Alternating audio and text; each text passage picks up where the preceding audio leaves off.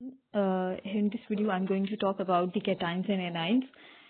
Basically, cations are positively charged ions. जो cations होते हैं वो positively charged ions होते हैं. ऐसे ions होते हैं जिनके ऊपर positive charge होता है. That form when an atom loses one or more electrons. अगर कोई भी atom आपके पास मौजूद है, अगर एक atom एक electron lose करता है या वो एक से ज्यादा electron lose करता है, तो उसके ऊपर जो है positively charged ion वो बन जाएगा. ठीक है, उसके ऊपर positive charge आ जाएगा. अगर वो एक इलेक्ट्रॉन लूज करेगा या वो दो इलेक्ट्रॉन लूज करेंगे, एक इलेक्ट्रॉन लूज करेगा या दो इलेक्ट्रॉन लूज करेगा, तो उसके ऊपर पॉजिटिव चार्ज आ जाएगा. तो कैटाइंस बन जाएंगे. Cations are usually formed when metal ions. Cations usually बनेंगे are usually formed when metal atoms. जब metal atoms that tend to lose electrons. Cations are usually formed when metal atoms that tend to lose electrons to achieve a stable electron configuration similar to noble gas.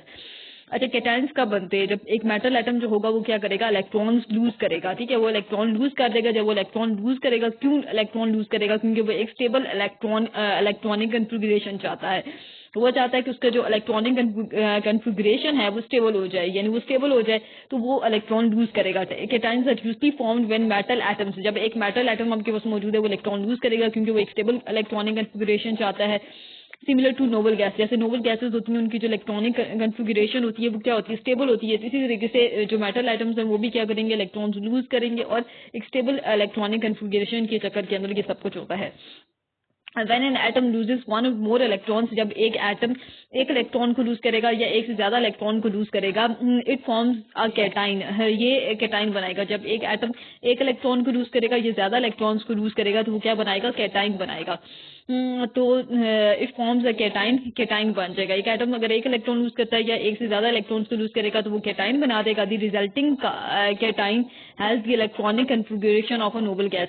Resulting जो cation है has the electronic configuration, और जो cation बनेगा उसकी जो electronic configuration होगी वो क्या होगी, नोबल गैस की कन्फिगरेशन होगी. ठीक है, उसके बाद neutral atoms have equal number of protons and electrons. जो न्यूट्रल एटम्स बनेंगे उनके पास जो नंबर ऑफ इलेक्ट्रॉन्स होंगे और जो नंबर ऑफ प्रोटॉन्स होंगे वो क्या होंगे, इक्वल होंगे. मतलब नंबर ऑफ प्रोटॉन्स और जो इलेक्ट्रॉन्स के नंबर होगा वो सेम होगा. न्यूट्रॉन्स चेंज होंगे. ठीक है, when an atom losing one और मोर इलेक्ट्रॉन. अगर एक एटम एक इलेक्ट्रॉन लूज करता है या एक से ज्यादा इलेक्ट्रॉन्स को लूज करेगा, the number of the protons becomes greater then electrons. तो नंबर ऑफ जो प्रोटॉन होंगे वो इलेक्ट्रॉन से क्या हो जाएंगे, ज्यादा हो जाएंगे. As a result atom requires positive charge. इसकी वजह से एटम जो है वो पॉजिटिव चार्ज कर ले, उसके पास पॉजिटिव चार्ज आता है. एटम के पास पॉजिटिव चार्ज कैसे आता है, क्योंकि एटम क्या करेगा, वो एक इलेक्ट्रॉन को लूज करेगा या एक से ज्यादा इलेक्ट्रॉन को लूज करेगा. उस केस में क्या हो जाएगा, प्रोटॉन्स इलेक्ट्रॉन से ज्यादा हो जाएंगे. प्रोटॉन्स का नंबर इलेक्ट्रॉन से ज्यादा हो जाएगा और उसी पर एक पॉजिटिव चार्ज आ जाएगा. तो ये चीजें है. और इसमें लिखा हुआ है कि जो न्यूट्रल एटम्स होते हैं उनके पास नंबर ऑफ द प्रोटॉन्स और number of the electrons equal होती हैं. ये चीज इसमें बताई जा रही है. तो कैटाइंस क्या है कि एक मेटल एटम है, मेटल एटम क्या करेगा, इलेक्ट्रॉन लूज करेगा. एक इलेक्ट्रॉन लूज कर सकता है, एक से ज्यादा इलेक्ट्रॉन लूज करेगा और उसके बाद मेटल एटम के ऊपर जो है जो चार्ज आ जाएगा वो पॉजिटिव चार्ज आएगा और उनको पॉजिटिवली चार्ज आने की वजह से उसको कैटाइन का नाम दिया जाएगा. तो ये हमारे पास कैटाइन हो गया. कैटाइन के बाद फिर हम एनाइंस की बात करते हैं कि जो एनाइंस हैं वो क्या चीज होती है. एनाइंस और नेगेटिवली चार्ज आयंस. ये एक नेगेटिव एक ऐसा आयन है जिसके ऊपर एक नेगेटिव चार्ज होगा. ठीक है, माइनस का चार्ज होगा. That form when an atom gains one और मोर इलेक्ट्रॉन्स. ये एनाइन कब बनेगा, जब एक आपके पास एटम मौजूद है. एटम क्या करेगा, एक इलेक्ट्रॉन को गेन करेगा या एक इलेक्ट्रॉन उसने गेन करना है या एक से ज्यादा इलेक्ट्रॉन को वो गेन करेगा तो उसके ऊपर एक नेगेटिव चार्ज आ जाएगा. This process usually occurs. ये जो प्रोसेस है ज्यादातर होता है when an atom has relatively high electron affinity.